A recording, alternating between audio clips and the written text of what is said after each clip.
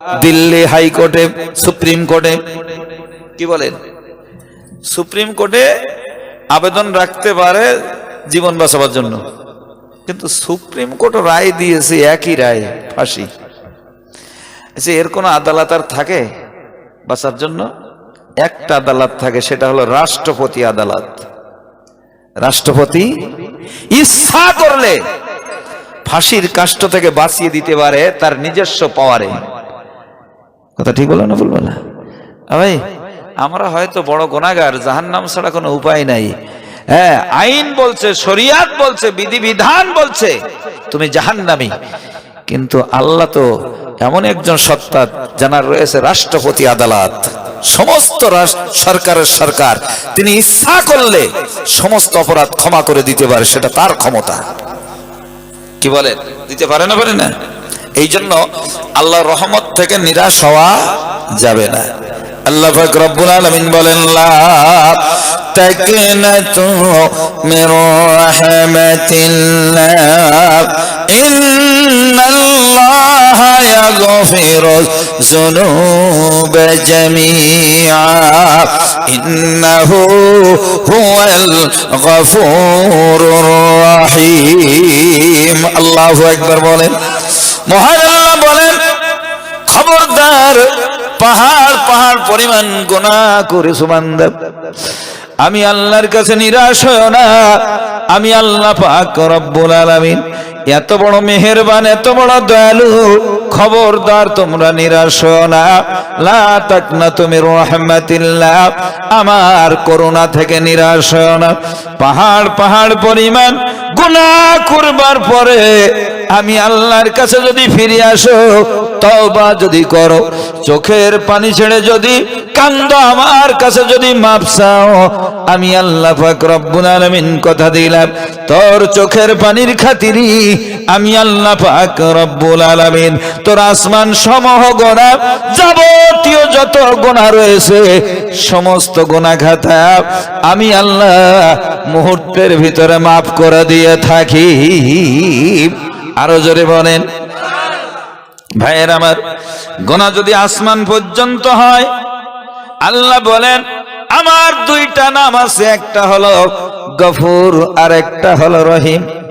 ভাইয়ের আমার, কোরআন যারা পড়তে পারেন দেখবেন কোরআনে কারিমের ভিতরে যত জায়গায় গফুর নামটা এসেছে, তার পাশেই আল্লাহ রহিম নামটাও রেখেছে। জোরে জোরে বলেন সুবহানাল্লাহ। ইন্নাহু হুয়াল গফুরুর রহিম। দুটো নাম পাশাপাশি থাকার কারণটা কি? মহান আল্লাহ বলেন, বান্দারে, তুমি যখন নিজের গুনার কথা মনে করিয়া রে বান্দা, আমি আল্লাহর কাছে চোখের পানি ছেড়ে মাপ চাও, আমি আল্লাহর করুণার দরিয়ায় এমন করে উতাল পাতাল করতে থাকে, তোর চোখের পানি দেখলি আমি আল্লাহর সইতে পারি না। কুদরতি হাত বাড়াইয়া আল্লাহ ডাক দিয়া বলে, বান্দা কান্দিস না, তোর চোখের পানি দেখলে আমি সইতে পারি না। যা রে বান্দা যা, আমি আল্লাহ আমার গফুর নামের খাতিরে তোর জীবনের অসংখ্য গুনাহ, এমন করে যত গুনাহ তুমি করেছো, গফুর নামের বাদৌলাতে মাফ করে দিলাম। নারে তাকবীর। ওই তাহলে গুনাহটা আমার জীবনে যা আছে মাফ করেছেন কিসে, কোন নামে? গফুর নামে। আপনারা বলুন, যে জায়গাটায় গুনাহ লেখা ছিল আমল নামায়, ওই জায়গা থেকে যদি গুনাহ মুছে দেওয়া হয়, আল্লাহ যদি গুনাহ মাফ করে দেয়, আপনারা বলেন জায়গাটা ফাঁকা হয় না, হয় না ভাই? ভাইয়ের আমার, কিয়ামতের ময়দানে আমল নামাটা যখন ফেরেশতারা দেখবে রে বাবা, ফেরেশতাদের বুঝতে বাকি থাকবে না রেজাউল করিম বড় একটা পাপ করেছিল, মহা পাপী ছিল দুনিয়ার জমিনে। তওবা করার খাতিরে, চোখের পানি ফেলে কানবার খাতিরে আল্লাহ এখান থেকে গুনাহটা মুছে দিয়েছে। ফেরেশতারা বুঝতে পারবে আমি একজন পাপী তাবী বান্দা ছিলাম। এই জন্য মহান আল্লাহ বলেন, ফেরেশতাদের সামনে তুমি লজ্জিত হবে বলে আমি আল্লাহ পাক রব্বুল আলামিন তোরে কত ভালোবাসি, কত মহাব্বত করি, আমি আল্লাহ কত বড় দয়াবান, তোর জীবনের গুনাহ মুছে দেওয়ার পরে আমি আল্লাহ তোকে হাসরের ময়দানে লজ্জিত করব না বলে যত পরিমাণ গুনাহ মাফ করে দিয়েছি অত পরিমাণ নেকি আমি রহিম নামের খাতিরে তোর আমল নামাতে দিয়া তোর আমল নামা ভর্তি করে দিয়ে থাকি ফাউলাইকা ইউবাদদিলুল্লাহু সাইয়্যাতিহিম হাসানাত। আল্লাহ কোরআনে পাকে বলেন ফাউলাইকা ইউবাদদিলুল্লাহু সাইয়্যাতিহিম হাসানাত, বাদদালা ইউবাদদিলু তাবদিলান ফাহুয়া মুবাদদিল। বাবে তাফিল থেকে এসেছে বাবা। শব্দটা আরবি হলেও আমরা বাংলার মতন বুঝি। বদল শব্দটা আরবি। বদল শব্দটা কি? বাদদালা ইউবাদদিলু তাবদিলান ফাহুয়া মুবাদদিল। বদল মানে কি? পরিবর্তন। বদল মানে পরিবর্তন। এই বদল শব্দ আমরা বাংলায় ব্যবহার করি না বাপ। এটা বদলে দাও, তারা পাল্টে দাও। তাহলে বদলটা আসলে বাংলা শব্দ না। বদলটা কোন শব্দ? আরবি। ভাই তাহলে বদল যখন দেওয়া হয়, বদল মানে কি ওটা এমনি দিয়ে দেবেন, ওর কিছু ওর পরিবর্তে কিছু পাবেন? পাবো। বাড়িতে অনেক ভাঙাচুরো লক করে এরকম থাকে না, আবর্জনা মতন থাকে। ওটা নেওয়ার জন্য বদলওয়ালারা আসে গ্রামে, দেখবেন। হ্যাঁ, শ্বশুর বাড়ির বাক্স ভাঙা যে বলে না ভাই, এগুলো যে নেয়, যা বাড়ি একেবারে বেকার পড়েছিল, জায়গা দখল করেছিল, ওই আবর্জনাগুলো বদলওয়ালাকে দেন। বদলওয়ালা বিনিময়ে দেখবেন মদন দেয়, পাপড় দেয়, হুড়কুনি দেয়। তাহলে যে জিনিসটা ছিল আপনার বাড়িতে নোংরা, তার সেগুলো সে নিয়ে নিল, বিনিময় বদলে একটা ভালো জিনিস আপনাকে দিয়ে গেল, তাই না? মহান আল্লাহ বলেন তোমার আমল নামায় যত নোংরা রয়েছে পরিষ্কার করবার জন্য আমি আল্লাহকে যখন তুমি বলবা, আপনারা বলেন বদলালা যদি আসে, বদলালা হাকাহাকি করে, সাইকেল ভাঙা, বাক্স ভাঙা, বিভিন্ন রকমের পোড়া ব্যাটারি, এইরকম করে যখন এলান করে, ঘোষণা দেয়, এমন করে যখন বলতে থাকে, আপনারা বলুন তাকে যদি আপনি না ডাকেন আপনার এই নোংরা মালগুলো নেবে বলে মনে হয়? ভাঙাচুরো মালগুলো নেবে? না ডাকলে নেবে না। ওই তাহলে তাকে ডাকতে হবে, সে নেবে, আপনার নোংরাগুলো, খারাপগুলো নিয়ে নেবে, ভাঙাচুরোগুলো। অথচ আপনাকে তার বিনিময়ে একটা খাদ্য, ভালো জিনিস আপনাকে দেবে না, টাকা দেবে। তাহলে যা বেকার পড়েছিল ভাই, ওটা তাকে দিতে গেলে আপনাকে ডাকতে হবে তো নাকি? না ডাকলে যে নিয়ে নেবে। মহান আল্লাহ বলেন দুনিয়ার জমিনে বদলওয়ালা যদি তোরে হাঁকাহাঁকি করে, কে আসো ভাঙাওয়ালা, বাড়িতে যত নোংরা আছে, ভাঙা চুরো আছে, আমারে দাও, বিনিময়ে তোমাকে পাপড় দেওয়া হবে, টাকা দেওয়া হবে, যা ইচ্ছা চাইলে দেওয়া হবে। এভাবে করে তারা বদলাইয়া নেয়। তোর বাড়ির ভাঙাচুরো নোংরা আবর্জনা গুলো নিয়ে, পেপার ছেঁড়া, এটা ছেঁড়া, সেটা ছেঁড়া, সব কিন্তু নিয়ে চলে যায়। এগুলো নিয়ে যদি ভালো খাবার দিতে পারে, আমি আল্লাহ পাক রব্বুল আলামিন বলে আমিও বদলওয়ালার মতন করে আমিও সব সময় ডাকতেছি, বান্দা নোংরা করেছো, গুনাহ করেছো, আমি আল্লাহকে ডাক দিয়া বলো, আল্লাহ আমার গুনাহগুলো তুমি নিয়ে নাও, আমার নোংরাগুলো তুমি নিয়ে নাও। দুনিয়ার বদলওয়ালা যদি তোর এমন করে ভাঙাচুরো গুলো নিয়ে ভালো জিনিস দিতে পারে, আমি আল্লাহ দয়াবান, মেহেরবানি, এমন করে করুণাবান, আমি এমন করে তোর জীবনের পাপ তাপ গুলো নিয়ে আমি কেন বদলে ভালো জিনিস দিতে পারবো না? দুনিয়ার বদলওয়ালা যদি নোংরা নিতে পারে, বিনিময়ে যদি ভালো দিতে পারে, তাহলে আমি আল্লাহ কেন পারবো না? তবে শর্ত হলো ওই দুনিয়ার বদলওয়ালাকে যেমন ডাকতে হয়েছে, আমি আল্লাহকেও ডাকতে হবে, নইলে তোর নোংরা গুলো নেওয়া হবে না। জোরে জোরে বলেন সুবহানাল্লাহ। নাকি এমনি এসে আল্লাহ নিয়ে যাবে? তো ভালো বোঝেন, এত যুক্তি দিয়ে যদি না বুঝিয়ে আসে, তাহলে আমার জীবনে যা নোংরা জমে গেছে, আল্লাহ তুমি এগুলো নিয়ে নাও। আল্লাহ বলে দুনিয়ার বদলালা যদি ফিরি না নেয়, বিনিময়ে যদি কিছু দেয়, অত তোরে কম দিয়া দেয়, আমি আল্লাহ ডাক দিয়া বলি, শোন, ফাউলাইকা ইউবাদদিলুল্লাহু সাইয়্যাতিহিম হাসানাত। বান্দারে, যখন তুমি আমারে ডাকবা, আমার নোংরাগুলো আল্লাহ নিয়ে নাও। আমি তোর জীবনের যত গুনাহ নামের নোংরা রয়েছে সবগুলো নিয়ে নেওয়া হবে গফুর নামের খাতিরে। আমি আল্লাহ সবগুলো নিয়ে নিব, বিনিময়ে আমি আল্লাহ রহিম নামের বাদৌলাতে যত পরিমাণ নোংরা নিয়েছি, গুনাহ নিয়েছি, অত পরিমাণ নেকি দিয়া রে আমি তোর আমল নামাটা ভরে দিব। মওলা তোমায় চিনতে পারলাম না, তাই আল্লাহ রে ডাক রে বান্দা, আল্লাহ রে ডাক, আল্লাহ রে ডাক রে বান্দা, আল্লাহ রে ডাক। এ ডাকার মতন ডাকতে পারলে কলব হবে সাপ। আল্লাহ রে ডাক রে বান্দা, আল্লাহ রে ডাক।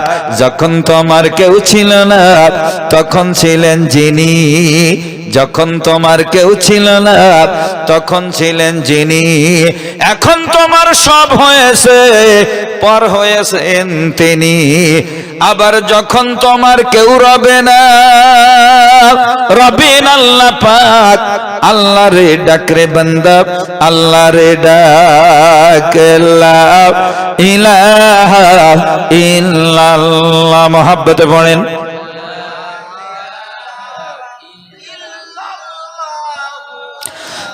মুহাম্মাদুর রাসূলুল্লাহ। সবাই বলেন সাল্লাল্লাহু আলাইহি ওয়াসাল্লাম। এই জন্য বাবু, পাহাড় পাহাড় পরিমাণ গুনাহ যদি করো, তোমার গুনাহ যদি দুনিয়ায় রাখবার জায়গা না হয়, দুনিয়া পরিমাণ যদি তোমার গুনাহ হয়, মহান আল্লাহ হাদিস শরীফে দেখছিলাম, আল্লাহর হাবিব বলেন, আমার মহান আল্লাহ দুনিয়া পরিমাণ রহমত নিয়া, দুনিয়া পরিমাণ গুনাহ যদি বান্দার আমল নামায় থাকে, আল্লাহ দুনিয়া পরিমাণ রহমত নিয়া আল্লাহ তার জিন্দেগির গুনাহ মাফ করে দেয়।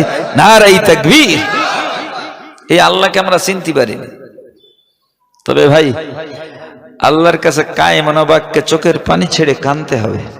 গভীর রাত্রিতে উঠুন, তাহাজ্জুদের নামাজ পড়ে আল্লাহর কাছে একটু চোখের পানি ছেড়ে কাঁদুন।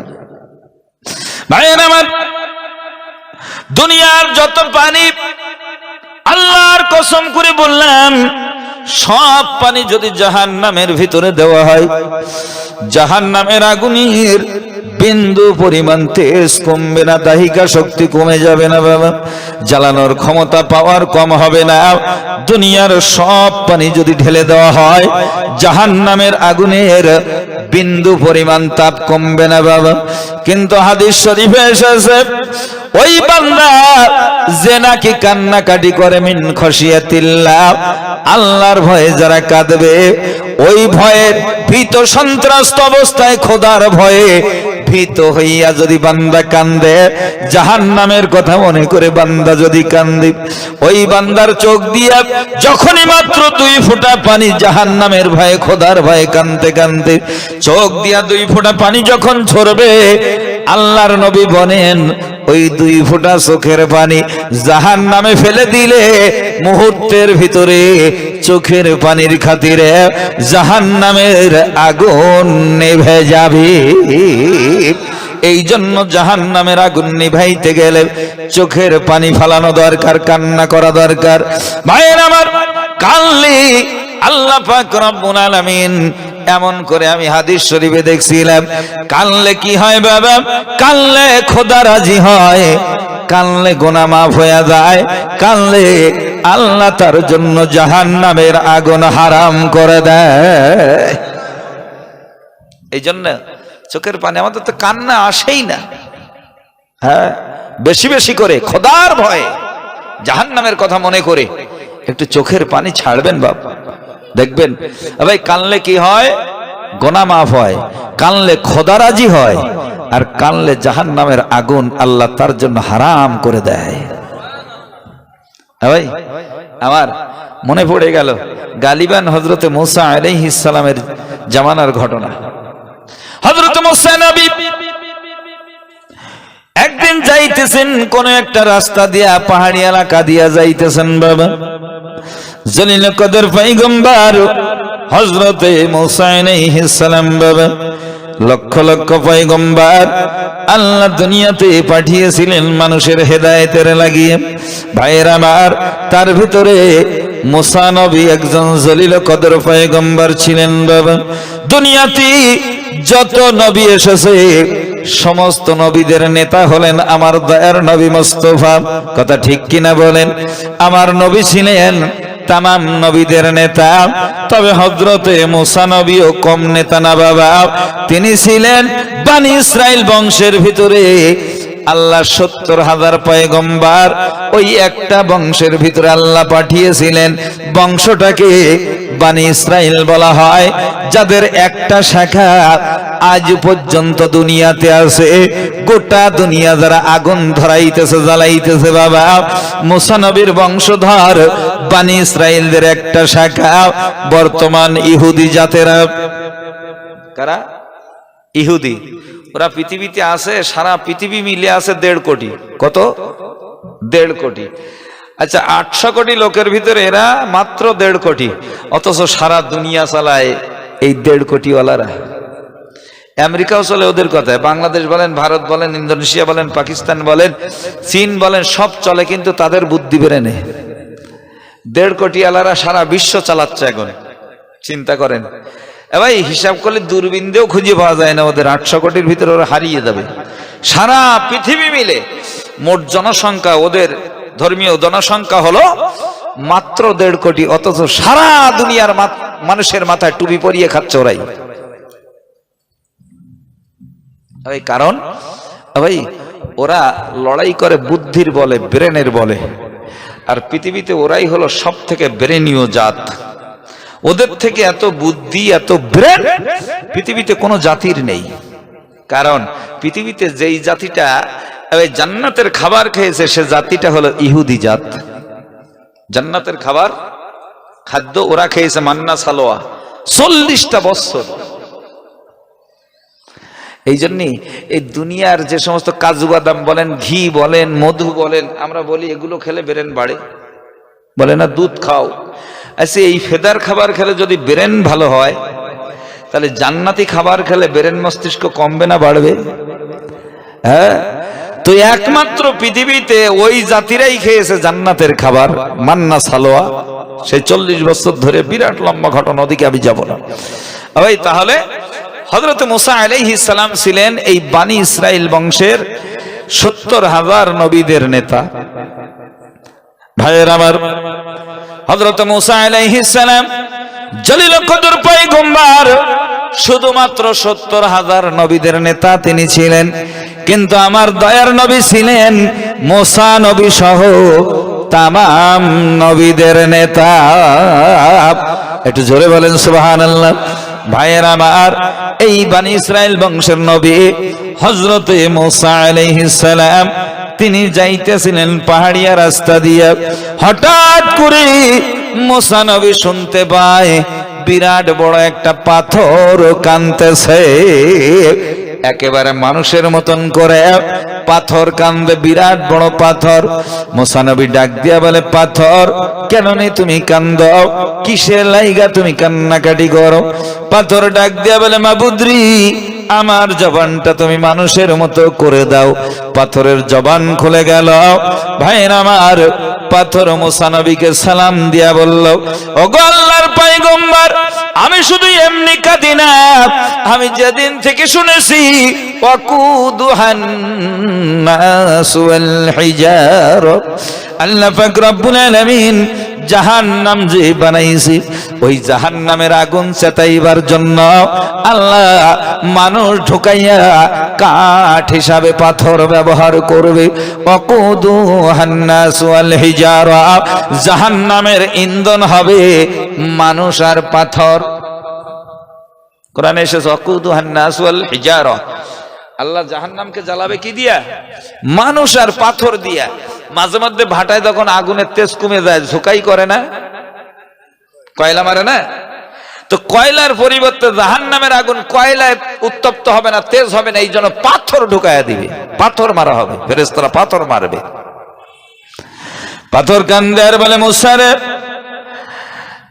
মুসা পয়গম্বর, যেদিন থেকে জানলাম মানুষ জ্বালাইবার জন্য জাহান্নামের ইন্ধন হিসাবে পাথর ব্যবহার করা হবে, আমি জাহান্নামের আগুনে জ্বলতে পারবো না রে মুসা। ওই জাহান্নামের আগুনের ভয়ে আমি আমার জন্ম থেকে আজও পর্যন্ত কাঁদতেছি।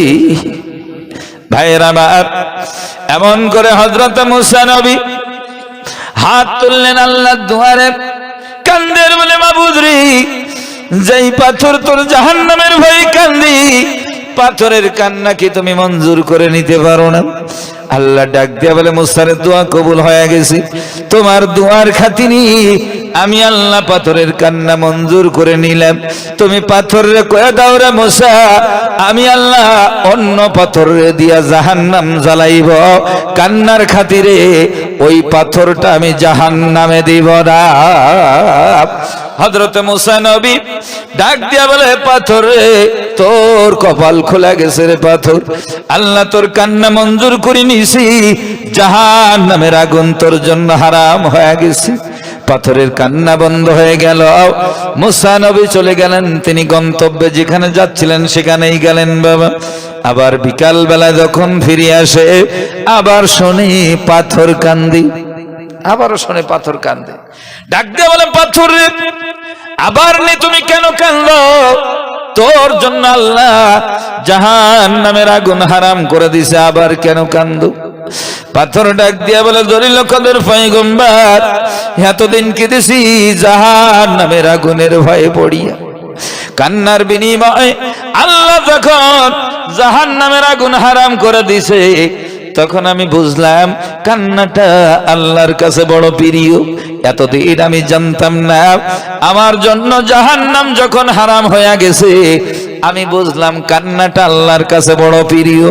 এতদিন কেঁদেছি রে মুসা জাহান্নামের আগুনের ভয়ে, কান্নার বিনিময়ে যখন আগুন হারাম হয়ে গেছে, আজকের থেকে কিয়ামত পর্যন্ত কাঁদব আমার আল্লাহকে হাত করবার জন্য। আরো জোরে বলেন নারে তাকবীর।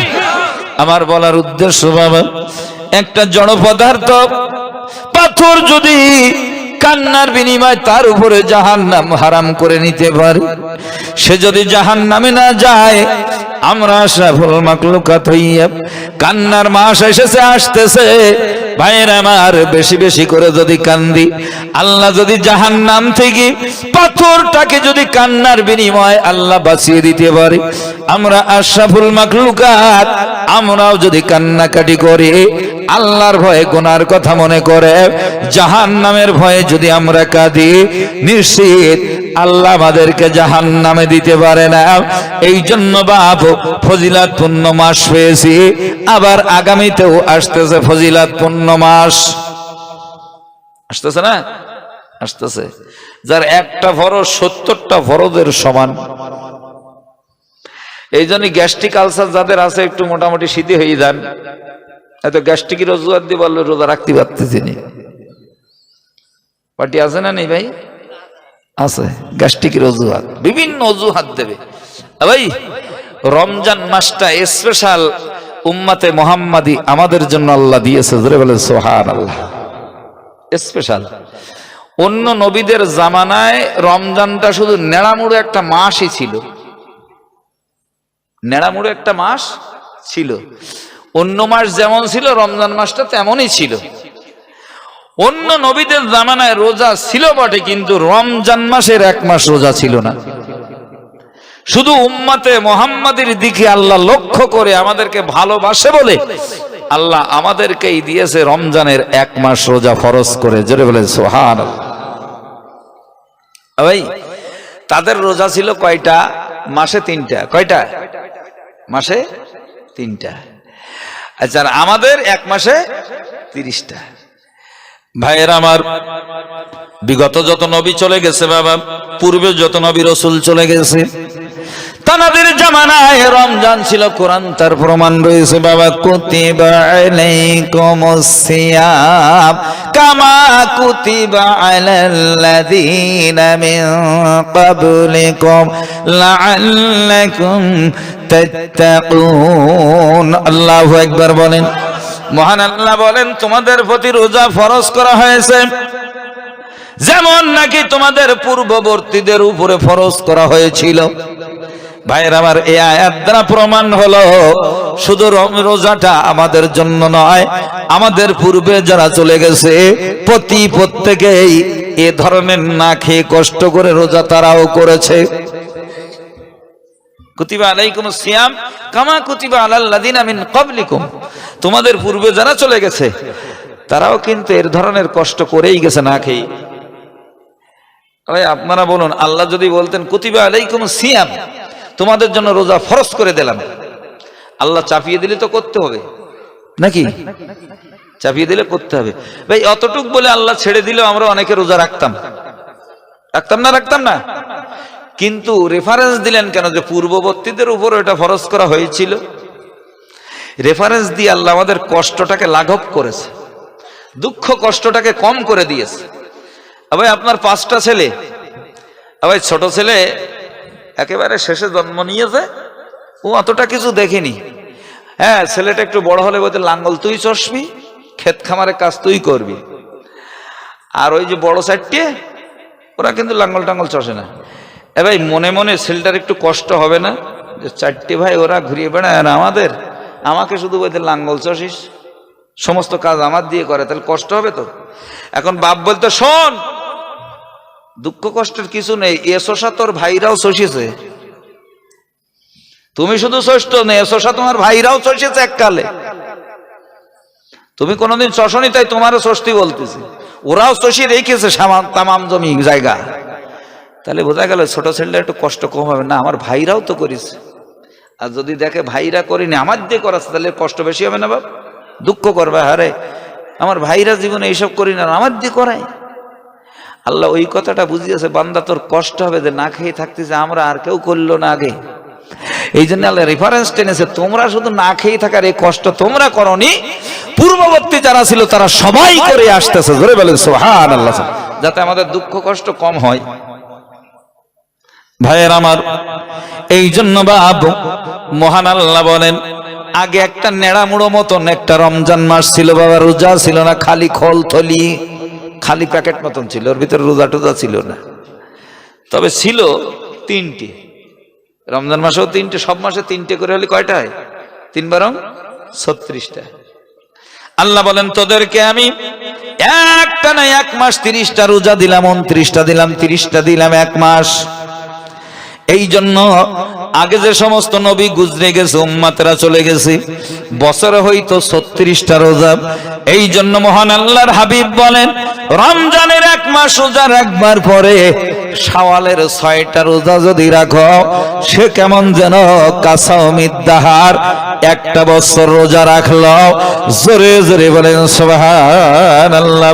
পূর্ববর্তী যারা চলে গেছে তারা রেখেছে 36টা 12 মাস ধরে, মাসে 3টে করি। আর আমাদের একটা না 1 মাস হওয়ার পরে 6টা, তাহলে আমাদের হলো কয়টা? 36টা। ওই তাতে 1 বছর হচ্ছে না বাপ? 36টা সমান কত? 1 বছর। কেন? আল্লাহ ওয়াদা করেছে, ভাই মান জাআ বিল হাসানাতি ফালাহু আশরাতু বিআমসালিহা। আল্লাহর রাসূল বলেছেন, আল্লাহ নিজে কোরআনে বলেছেন যে তোমরা যদি একটা ভালো কাজ করো, বিনিময়ে আল্লাহ 1-এর বিনিময়ে 10 দিবে। তাই হয় না? তাহলে 36টা সমান 1 বছর হয়েছে না? দেখেন 36 10 কে 360, 1-এ 10, 1-এ 10। তারাও রেখেছে 36টা, আমাদের হচ্ছে কয়টা? 36টা। কিন্তু তাদের থেকে আমাদের রোজা আরো সহজ করে দিয়েছে আল্লাহ। জোরে বলেন সুবহানাল্লাহ। যদি বলেন কেন, ওই আপনারা বলুন তো, এই প্রতি মাসে 3টে করে রাখা কষ্ট না একটা না 30টা রাখা কষ্ট? প্রতি মাসে 3টে রাখা এটা কষ্ট। ভাই একটা না 1 মাস, খুব বেশি হলে 2 থেকে 3 দিন একটু কষ্ট হবে, তারপর সেটিং হয়ে যাবে। কি বলেন? পেশাব পায়খানা সব কন্ট্রোলে এসে যাবে, শরীর কন্ট্রোলে। 2-3টে দিন একটু মোটামুটি কায়দা করে থাকতে পারলে বাদ বাকি আর তেমন কষ্ট হবে না, সেটিং হয়ে যাবে। কিন্তু প্রতি মাসে তো 3টে করে হয়, তো ডেলি প্রতি মাসে সেটিং করতে হবে, কষ্ট। এই জন্য একটানা করে দিয়ে পরে 6টা দিয়ে 36টা করে 1 বছর সমান করে দিয়েছে। ধরে বলা যাবে না সুবহানাল্লাহ? ভাইয়ের আমার, এই জন্য বাবু রমজানটা হলো উম্মতে মুহাম্মাদের জন্য স্পেশাল উপহার। ভাইয়ের আমার, হায়াত যদি বাকি থাকে, যদি বেঁচে থাকি বাবা, ভাইয়ের আমার, ইনশাআল্লাহ আমরা রোজা ছেড়ে দিব না, বলেন ইনশাআল্লাহ। ভাইয়ের আমার, এই রমজান এমন একটা মাস বাবা, এই মাসেই এমন করে আপনি অনাহারে থাকবেন, রমজানের রোজা পালন করবেন। হাসরের ময়দানে বান্দারা যখন হিসাব দেওয়ার জন্য ব্যস্ত থাকবে, ওই সময় দুনিয়ায় যারা রোজা রেখেছিল, আল্লাহ আরশের শামিয়ানার নিচে আল্লাহ তাদের মেহমানদারি করে খাওয়াইবে। জোরে জোরে বলেন সুবহানাল্লাহ। ওরা ডাক দিয়া বলবে, কারারে? আমরা এমন পুরো ঠেলায় পড়ে রয়েছি, হিসাব দেওয়ার জন্য ব্যতিব্যস্ত হয়ে গেছি, আর এরা কারা খাওয়া দাওয়া করে? ভাইয়েরা আমার, ঘোষণা হবে, এরা হলো দুনিয়ায় যারা রোজা রাখতো, এরা ছিল রোজাদার। তখন ওরা আফসোস করবে আর বলবে, আমরা দিনের বেলায় শুধু প্যাক প্যাক করে খাইছি, হ্যাঁ, হাঁসের মতন শুধু গিলিছি, আর আজকে হিসাব দেওয়ার জন্য ব্যস্ত। আর এই টাইমে রোজাদারদেরকে আল্লাহ আরশের নিচে বসিয়ে মেহমানদারি করবেন, খাওয়াবেন। জোরে বলা যাবে না সুবহানাল্লাহ? এই জন্য ভাই, রোজাটা শুধু ইবাদত না, রোজাটা একটা স্বাস্থ্যের জন্য বিরাট একটা উপকারী জিনিস। স্বাস্থ্যের জন্য, স্বাস্থ্য ভালো রাখে, হায়াত বৃদ্ধি করে। হায়াত কি করে? হায়াত বাড়ায়। তার মানে 10 বছর হায়াত ও 14 বছর হবে না, ওই হায়াতের ভিতরে আল্লাহ বরকত দেবে, রোগ শোক বালা মুসিবত দূর করে দিয়ে সুস্থ রেখে দেবে। আচ্ছা, 50 বছর আপনার হায়াত, এখন যদি 33 বছর বেডে শুয়ে কাটে, আচ্ছা ও বেকার না? ও কোনো হায়াত হলো? যে হায়াতটা শুয়ে কেটে গেল, রোগের ভিতরে কেটে গেল, ওটা কোনো হায়াত বলা যায় না। তাহলে 50 বছর আপনি দুনিয়া আছেন, কিন্তু হায়াত 17 বছর, 33 বছর তো শুয়ে কাটিয়েছেন, ওটা কোনো হায়াত না। যা কাজে লাগাতে পারলাম না, সে কিসির হায়াত? কথা বুঝি আসেনি তো, বেকার। তাই বলছে 50 বছর যদি আল্লাহ হায়াত দেয়, তুমি রমজানের রোজা রাখতে থাকো, হায়াতে বরকত হবে, ব্যয়রাম আয়রাম বালা মুসিবত থেকে আল্লাহ তোমার দেহকে সুস্থ রেখে 50টা বছর তোমাকে আল্লাহ সক্ষম রেখে দিবে। জোরে বলেন সুবহানাল্লাহ। হায়াত বাড়িয়ে দেওয়ার মানে হলো এটাই। কিন্তু যেখানে লেখা রয়েছে এতদিন বাঁচবে, ওর ওধারে 1 মিনিটও যাবে না, 1 সেকেন্ডও যাবে না। হ্যাঁ ভাই, কথাগুলো ঠান্ডা মাথায় বুঝি। বলে, হুজুর একটু দোয়া করবেন। হ্যাঁ, জাযাকাল্লাহ, আল্লাহ আপনার হায়াত দারাজ করুক। কিন্তু হুজুর তো জানে যে 1 সেকেন্ড এদার ওদের দারাজ করুক মানে কি? আল্লাহ তোমার হায়াতের ভিতরে যে সমস্ত বালা মুসিবত, রোগ শোক রয়েছে, আপাত বিবাদ, এগুলো দূর করে দিয়ে আল্লাহ তোমাকে সুস্থ রাখুক, হায়াতান তাইয়্যিবা দান করুক। জোরে বলে সুবহানাল্লাহ। সুবহান। ভাই, আপনারা বলুন, ধান চাষ তো করেন, এই গরমের ধান চাষ হবে না বাপ? বেগুনের চাষ টাস করেন। আচ্ছা, বেগুন যদি সবসময় বেগুন গাছের গোড়ায় হেঁটু পানি বেঁধে রাখেন, ওতে বেগুন হবে বাপ? গাছই হবে না। ধানেও যদি হেঁটু সমান বেঁধে রাখেন পানি গরমের চাষে, ধান হবেও? গাছই হবে না, যা হবে বেকার। আর যদিও বিসলি হয়, তো ফেদার বিসলি গরুতেই খাবে না, ওজা হবে। এই জন্য সিস্টেম আমরা জানি, মাঝে মধ্যে শুকতি হয়, ফাটাই ফেলতে হয়। ফাটাই দেওয়ার পরে এবার পানি দিলে আবার তরতাজা হয়ে ওঠে। আল্লাহ বলেন, 11 মাস জন্মের গেলা গিলেছো, রসি গেছে সব, হাঁটু সমান পানি বাদে গেছে 11 মাস। তো অন্তত 1 মাস অন্তত শুকোইয়ে ফাটাই ফেলো, পরে আবার যখন তুমি পানি পাবা, তোমার শরীর স্বাস্থ্য ভালো হবে। জোরে বলা যাবে না সুবহানাল্লাহ? আর একটানা যদি পানি বেঁধে নাকো, তাহলে দুনিয়ার ব্যায়াম এসে তোমাকে অ্যাটাক করবে। এই জন্য শরীর সুস্থ করার একটা মাস হলো রমজান মাস। জোরে বলে সুবহানাল্লাহ। ডায়াবেটিস, গ্যাস ট্যাস কোথায় চলে যাবে তার ঠিক নেই। সাহস করে রাখুন না, সাহস করে একটু রাখবেন। তবে ভাই, একটা কথা হলো, রমজানের যে নিয়ম নীতি আছে, ও ভাই, সারাদিন একটা লোক খায় কত? এখন আমরা যা খাই, ধরুন 5 কেজি পানি দিয়ে, ভাতটা দিয়ে, মোট ধরুন 5 কেজি খাই। খাদ্য খাবার, পানীয় দ্রব্য, যা কিছু খাই, চা পানি দিয়ে মিলিয়ে ধরুন 5 কেজি খাই। আচ্ছা, শরীর শুকনের যে মাস রমজান মাস, ওটা যদি ইফতারির সময় যদি 7 কিলো ঢুকই দেই, তাহলে এ রোজার কোনো মানে আছে বলে মনে হয়? কি বলেন? হ্যাঁ, আমি এমনি রোজা ছাড়া অন্য মাসে আমি দৈনন্দিন 5 কিলো ঢুকাই বস্তায়, অথচ রোজার মাসে আমি সারাদিন খাইনি বটে, তবে ইফতারির সময় থেকে নিয়ে তারাবি পর্যন্ত ঢুকাইছি 7 কিলো 10 কিলো। তাহলে এর স্বাস্থ্য শরীর কমবে বলে মনে হয়? এই জন্য রোজার মাসে কিছু লোক আছে ওয়েট বাড়ে, কারণ ফ্রি মাল পাচ্ছে আর গিলতেছে, ও তার কিনে খাতি হচ্ছে না, শুধু যে বসলি হয়। এই জন্য বাপ একেবারে যাতে করে আমার ওয়েটটা অন্তত রমজান মাসে সারা রমজান অন্তত 5 কিলো যাতে কমে, তার নাই তো শুকানো কি মানে হলো, শুধু আরো বাড়ে। এই জন্য রোজার আগে একটু ওয়েট করে নেবেন, নিয়ে রমজানের শেষে ঈদের দিন যেদিন আসবে ওই দিন একটু সকালে ওয়েট করবেন। যদি দেখেন কমেছে তাহলে মনে করেন রোজা ঠিক আছে, আর যদি দেখেন না বেড়েছে তাহলে মনে করেন সর্বনাশ, এত তারা বেশি পানি দেওয়া হয়ে গেছে। রাগ করবেন না। হ্যাঁ ভাই, এই জন্য রমজান মাসে পরিমিত ভাবে অল্প খাওয়ার চেষ্টা করবেন, দেখেন গ্যাস হবে না, বিভিন্ন রোগ থেকে আপনি বেঁচে যাবেন। তো যদি জম্মের গিলা গেলেন তো সকালবেলায় তো চুকো ঢেকুর উঠবে টক টক, রোজা ভাঙার না ভাঙলে হবে না, পেট নেমতেছে কেন? জম্মের পেজি খেয়েছে বাপ। এখন একটু পানি খায় বাপ গরমের সময়, কিন্তু শীতকালে রোজার মাস হলি শুধু দোয়াটা ফোড়ালি হয়, শুধু পেজি চালাই যাচ্ছে, পানি মোটেই খায় না। দেখেছি বাপ, রাগ করবেন না সোনামানিকেরা, কথাগুলো ঠান্ডা মাথায় বুঝি। ওই তাহলে রমজান মাস আসতেছে, ইনশাল্লাহ আমরা রমজানের রোজাগুলো যথাযথ আদায় করার চেষ্টা করব, বলেন ইনশাআল্লাহ। ভাইয়ের আমার, রমজান মাসে এমন করে বাবা ইফতারি করবেন, যদি কোনো ব্যক্তি ইফতারি দেয় আপনি তার সওয়াব কামাইয়ের ব্যাপারে সহযোগিতা করবেন। যদি বলেন হুজুর বুঝলাম না, ইফতারি দাতা যিনি, ভাইয়ের আমার, তিনি যে যিনি ইফতারি দিবেন বাবা, মসজিদে যদি 100 লোক তার ইফতারি খায়, 100 লোক রোজা রেখে যা পাবে, ইফতারি দাতা আল্লাহ তাকে একাই ইফতারি দাতাকে অত পরিমাণ নেকি দিবে। জোরে জোরে বলেন সুবহানাল্লাহ। এই জন্য বলেছে যারা ইফতারি দিবে বাবা, তাদের নেকি কামাইয়ের ব্যাপারে আপনারা সহযোগিতা করবেন, অর্থাৎ তার দেওয়া ইফতারি খাবেন যদি এ বস্তুটা তার নিজের মাল থেকে হালাল মনে করে দেয়।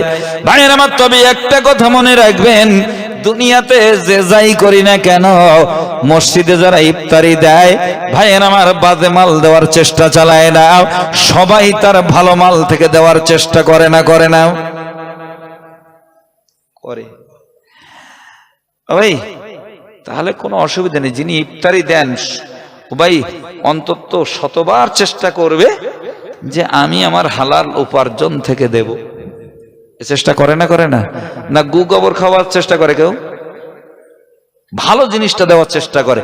এই জন্য আমরা সবাই অন্তত তার সব কামাইয়ের ব্যাপারে, কারণ আমি যদি তার ইফতারিটা খাই তাহলে আমার রোজার নেকিটা সে পাবে, কিন্তু আমার রোজার যে নেকি এর থেকে কেটে আল্লাহ দিবে না, আল্লাহ তার স্পেশাল ভান্ডার থেকে দেবে। অনেকের আগে ধারণা ছিল ওর ইফতারি খেলে আমার নেকি সব চলে যাবে, এটা আগে বুঝতো।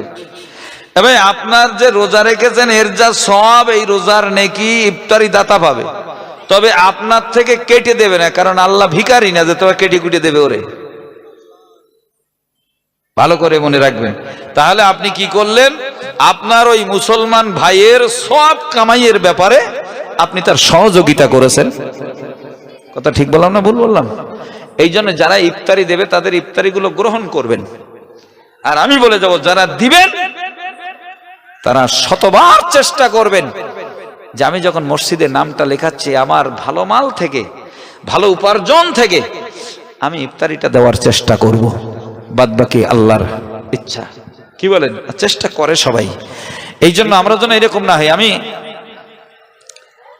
ওই আমাদেরই মসজিদে ইফতারির সময় দেখি মোটামুটি ওই দাদার বয়সে হবে, আমার পাশে বসেছে, একটা থলি আছে বাবা।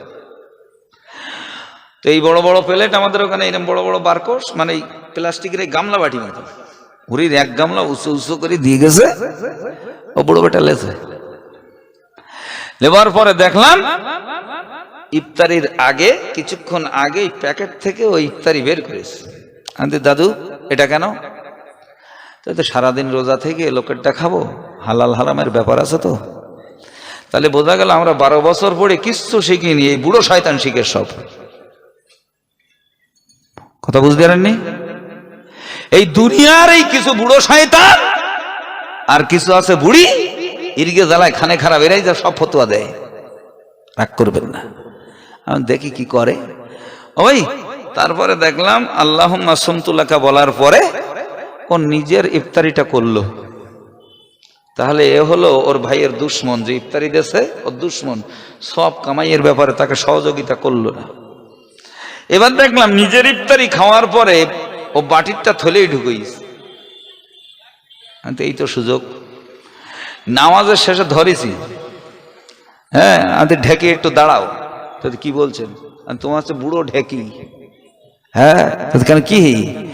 আর তুমি এই ইফতারিটা তো খেলে না কেন? হালাল হারাম বলেছ আমার সাথে, তাহলে এটা ভালো জিনিস না। আচ্ছা যে জিনিসটা তুমি খেলে না হারাম মনে করে বলো তো, এটা তোমার নাতিপুতিদের দেওয়া যাবে, বাড়ির কাউকে খাওয়ানো যাবে? এই ঢেকি বের কর আগে।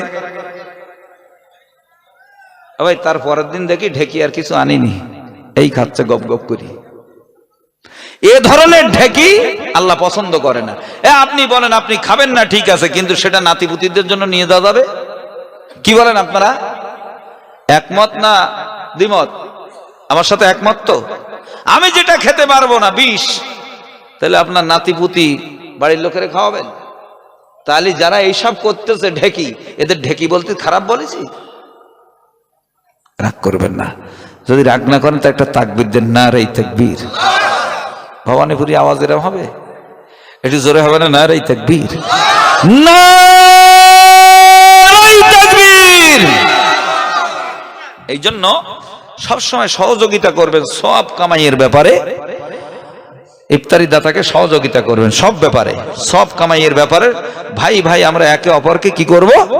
সহযোগিতার হাত বাড়িয়ে দেব লেনদেনের মাধ্যমে, লেনদেনের মাধ্যমে। এর ইফতারি করছেন, আপনি একটা সফরে তুলে দিলেন, ও একটা খেজুর আপনারা দিলে, এরকম করবেন না। শুধু কিছু কিছু আসবে শুধু নিজের মুখও টেনতে, শুধু হ্যাঁ যেন গরুর মতন চালাচ্ছে বাবা। এ ভাই ওই ইফতারির ভিতরে আপনি দেওয়া নেওয়ার ভিতরে আবার সব আল্লাহ দিবে।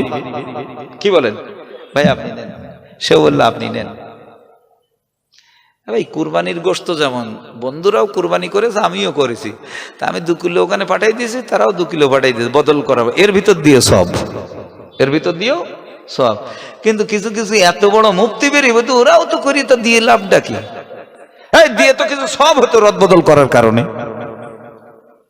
এই জন্য বহুত সুযোগ আল্লাহ আমাদের দিয়েছে। এই জন্য সব কামাইয়ের ব্যাপারে আমরা মুসলমান একে অপরকে সহযোগিতা করব। আল্লাহ যেন তৌফিক দেয়। সবাই বলে আল্লাহুম্মা আমিন, আল্লাহুম্মা আমিন। ভাইয়ের আমার, তবে একটা কথা বলি বাবা, আল্লাহর নবী যখন ইফতারি করতেন, ইজা আফতারা বিত্তামার, নবী যখন ইফতারি করতেন বাবা, আপেল আঙ্গুর বেদানা নাশপাতি হালুয়া ফলুয়া কোরমা কালিয়া যাই কিছু তা থাকুক না কেন, সব থাকুক, পেজি থাকুক, যাই থাকুক বাবা, আল্লাহর নবী বলেন ইজা আফতারা বিত্তামার, আমি নবী তোমাদের বলে গেলাম ইফতারি যখন সামনে আসবে, খেজুর যদি ইফতারির ভিতরে থাকে ওটা তোমরা একবার খোঁজ করবে। আমি রাসূল বললাম ইজা আফতারা বিত্তামার, ইফতারি করলে খেজুর দিয়ে তোমরা ইফতারি করবে। জোরে জোরে বলেন সুবহানাল্লাহ। ভাইয়ের আমার, এরপরে নবীজি বলেন ওয়ালাম ইয়াজিদহা বিল মা, আল্লাহর নবী বলেন যদি খেজুর না পাওয়া যায়, খেজুর যদি না থাকে, তাহলে আমি রাসূল বলে দিলাম তোমরা পানি দ্বারা ইফতারি করবা, তবে মনের ভুলে পেজি চালাবে না, আপেল আঙ্গুর বেদানা সর্বপ্রথম চালাবে না। সর্বপ্রথম তোমার রোজাটাকে ইফতারি করবার জন্য তুমি যেই জিনিসটা গালে দেবে সেটা যেন খেজুর হয়, নইলে যেন সেটা পানি হয়। তবে খেজুর না থাকাকালীন পানি থাকাকালীন পানি চলবে না। খেজুরটা রসুলের কথায় আগে আপনি ইফতারিতে ব্যবহার করবেন, এটা রসুল নির্দেশ দিয়েছে। বাবা জোরে জোরে বলেন সুবহানাল্লাহ, নারে তাকবীর। তাহলে ইফতারি করলে কি দিয়ে করব? খেজুর থাকলে, না থাকলে পানি, পানিটা খেয়ে তারপরে যত পারেন পেজি সব টপ চালাই দেন, অসুবিধে নেই। তবে গিলতি গিলতি গিলতি গিলতি যেন অন্ধকার করে ফেলবেন না, কারণ এখন যা কাড়ি দিচ্ছে বাপ, ও যদি খেয়ে নামাজ পড়তে জানতে এশা রক্ত হয়ে যাবে। কি বলেন? যা এখন দেয় ইফতারি, ও যদি সব ঠিকঠাক মতন খাই তাহলে কে রক্ত হবে? এশায় পড়তে হবে মাগরিব, তাই না? তারপরে আমি আপনাদের কাছে বলি, ভাই কিছু খেয়ে ওটা রেখে দেন, নামাজের পরে খাবেন। তা না হলে তড়িঘড়ি যেয়ে যা নামাজ হচ্ছে মগরিবের, অধিকাংশ রোজাদারের মগরিবের নামাজ হয় কি না হয় আমার জানা নেই বাবা, তবে হবে না অধিকাংশ লোকের। কারণ নামাজে দাঁড়ায় ছোলা টোলা বাদাইয়ে ওই সারা নামাজের মধ্যে ওই করতেছে। এ কথা ঠিক বলছি না ভুল বলছি? হ্যাঁ, তার মানে ওর নামাজ পড়তে পড়তেও খাচ্ছে, মানে পরিষ্কার করার সুযোগ পাইনি। ভুল বলছি না ঠিক বলছি ভাই? শুধু আওয়াজ আসতেছে, নামাজের কিরাত হচ্ছে দিকে শুরু, আর শুধু